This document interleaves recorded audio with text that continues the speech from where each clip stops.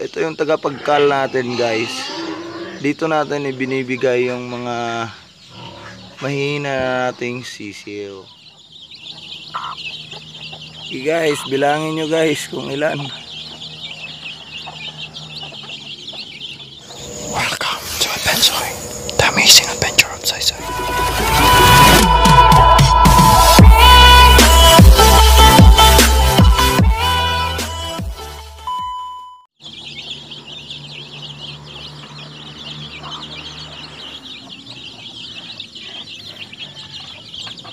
Nanay guys.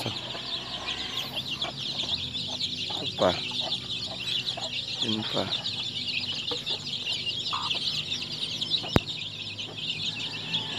Yan siguro to guys, no? Bawas na nga to guys eh. Kasi pangit ng panahon natin ngayon guys. Bigla-bigla ang umuulan. Tulad niya, no? Hindi talaga maiiwasang may mamatay.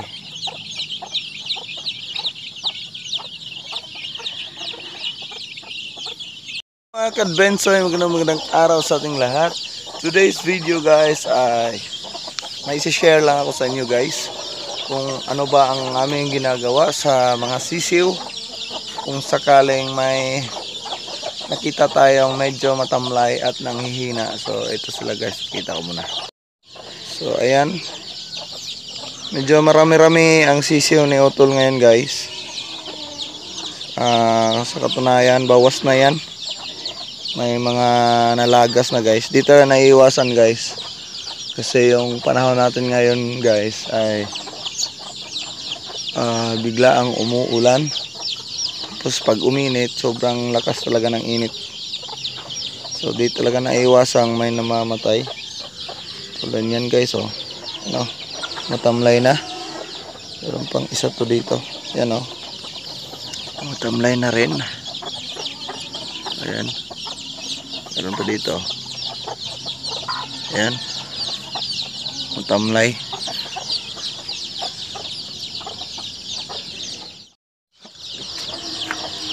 So ano nga ba yung ginagawa namin guys sa mga sisiw na matamlay?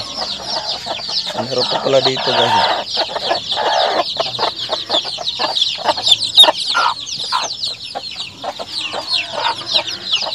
So meron. So halos lahat kulungan ni Utol.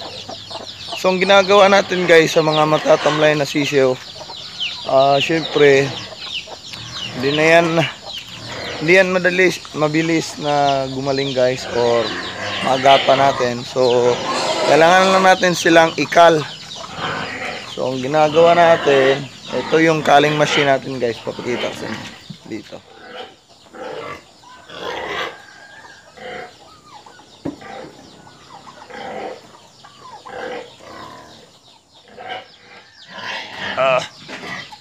Ito guys yung culling machine natin guys. You know. So yan. So sa ngayon busog na yan guys. May nalamo na yung sisiw. Ito yung tagapagkal natin guys. Dito natin ibinibigay yung mga mahina nating sisiw. Unlimited food siya guys. Pero minsan naman guys, sa isang buwan walang tamlay na sisiw. So nanguhuli tayo ng daga. Meron tayong trap nun. So yung diet niya ay mostly sisiw at daga. Ayan. So bale dito ko rin to na hunt guys. Dito pakita ko sa inyo ko yun guys, dito lang guys oh. Dito sa punong to. Dito siya nakalintis. Ayan. So isang gabi pumunta tayo dito para mag-check sa mga alagang hayop natin. Ayun, nailawan ko. Dito siya. Kaya dinampot ko bago pa makadisgrasya ng mga manok natin. Tapos desisyonan ko na lagaan na lang. Kasi pagpakawalan natin guys, actually yung dito guys oh, sa likod yan dyan, mga 200 meters away ay may sapa na dyan or ilog. So malamang sa alamang dyan sila nanggaling. So kung pakawala natin guys, ganun din, maulit at maulit na rin na dito din sila tatambay kasi meron tayong mga alaga dito. So ayun, kaya nalagaan ko na lang muna. Hintayin na lang natin kung hanggang saan siya pwede dito na magstay. Actually hindi siya pangunang ahas na nakapasok dito sa ating mga manok guys, no? So pangatlo na ata yun. So yung una medyo malaki na talaga guys, mas malaki pa sa braso ko, kaya sa kasamang palad ayun, inadobo namin. Masarap naman. Tapos yung pangalawa, ano yun, Philippine Cobra, hindi yun nakakain. Tapos ayun, nadali talaga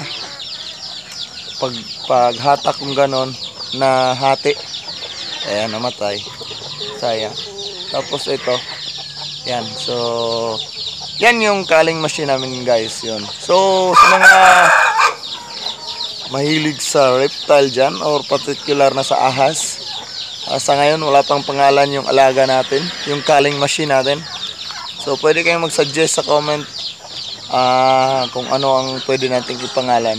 Kung maaari, mas maganda unisex na pangalan, kasi hindi natin masusure 100% kung ano ang gender niya. Pero suspect ko male yun guys. Pero mas magandang unisex na pangalan na lang yung gamitin natin. So yun, comment nyo sa baba kung ano ang gusto nyong ipangalan sa alaga natin, kung saan siya yung tagapagkal ng ating mga sisiw na medyo matamlay. So hanggang dito na lang guys, at mapapakain na ako sa ating mga baboy kasi medyo nanghahagis na ng plato guys, gutom na daw. Hanggang dito na lang, maraming salamat sa panonood sa ating mabilisang video. See you next time mga Kadbensoy. Salamat nga pala sa support, at lalong-lalo na sa previous video natin. Mabot ng 1k views, no? Nagulat tayo noon, parang budol ata yun. Pero maraming salamat, at meron din palang nanonood sa ating mga video na ganoon karami. So hanggang dito na lang guys, at belated Merry Christmas sa ating lahat at advance Happy New Year. Paalam. See you mga Kadbensoy. Peace out. Nga pala guys, today ay magpapakasta na rin tayo sa ating dumalagang baboy kasi nag-hit na siya guys.